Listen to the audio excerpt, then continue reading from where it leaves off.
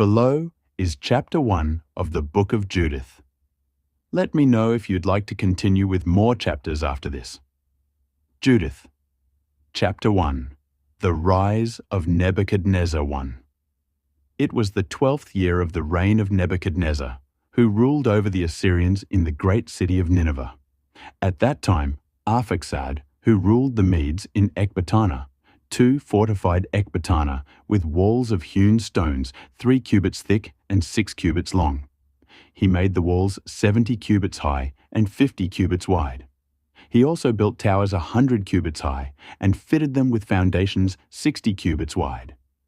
He made its gates, which were 70 cubits high and 40 cubits wide, so that his mighty armies could march out in battle formation and his infantry deploy.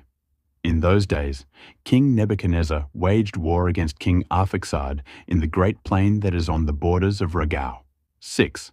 He was joined by all those who lived in the hill country, all those who lived along the Euphrates, the Tigris, and the Hydaspes, and the people of the plains under the jurisdiction of Arioch, king of the Elameans.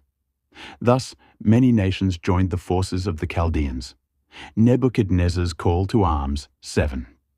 Then Nebuchadnezzar, king of the Assyrians, sent messengers to all who lived in Persia, to all who lived to the west, those in Cilicia, Damascus, Lebanon, and Anti-Lebanon, and all who lived along the seacoast, 8 to the nations of Carmel, Gilead, Upper Galilee, and the great plain of Esdraelon, 9 to all in Samaria and its towns, and beyond the Jordan to Jerusalem, Bethany, Chalus, Kadesh, and the river of Egypt, Tapanhes, Rameses, and all the land of Goshen, 10 to Tanis, Memphis, and beyond, to all the inhabitants of Egypt, as far as the borders of Ethiopia. 11. But all the inhabitants of these regions disregarded the summons of Nebuchadnezzar, king of the Assyrians, and did not join him in the war. They were not afraid of him, as he was just one man. So they sent his messengers back empty-handed, in disgrace. Nebuchadnezzar's anger and victory. 12.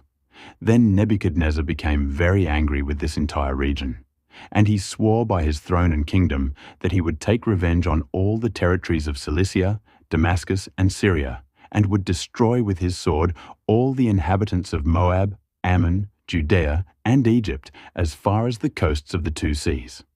13. In the 17th year, he led his forces against King Arphaxad and defeated him in battle, overthrowing his entire army. 14. Then he plundered Arphaxad's cities and captured Ecbatana, seizing its towers, pillaging its marketplaces, and turning its splendor into disgrace. 15. He captured Arphaxad in the mountains of Ragau and struck him down with his spears, utterly destroying him once and for all. 16. Then he and his forces returned to Nineveh, where they rested and feasted for 120 days. Judith, Chapter 2, Detailed Breakdown, verses 1 to 4, Nebuchadnezzar's command. Nebuchadnezzar, the king of Assyria, is angered by the refusal of the nations in the western part of the world to help him in his war campaigns. In his rage, he decides to wage war against them and punish them for their disobedience. He commands that a great army be gathered to go to war against the nations of the west. Verses 5 to 7. Mobilizing the forces.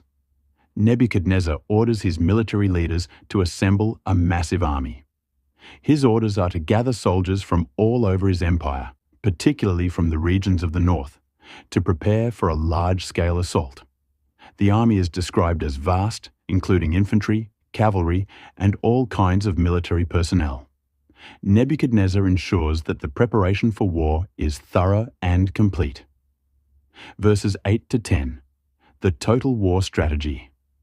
Nebuchadnezzar instructs his generals to take control of all the nations west of Assyria. He gives them specific instructions to conquer, plunder, and destroy the enemies of Assyria. His strategy is one of complete devastation and submission. His generals are to do whatever is necessary to subdue the enemy nations and bring them under Assyrian rule. Verses 11 to 13. The army's march.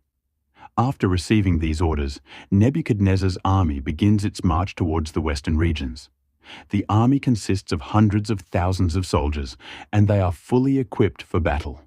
They are given the task of laying waste to the enemy and capturing the cities, with Nebuchadnezzar determined to crush any opposition. The army sets out for battle, and they travel through the land with a sense of overwhelming strength. Key themes and points. In Judith chapter 2. 1. Nebuchadnezzar's anger and power. Nebuchadnezzar is portrayed as a powerful and angry king who is determined to punish those who have not shown him respect or support. His fury motivates the gathering of a vast army and the mobilization for war.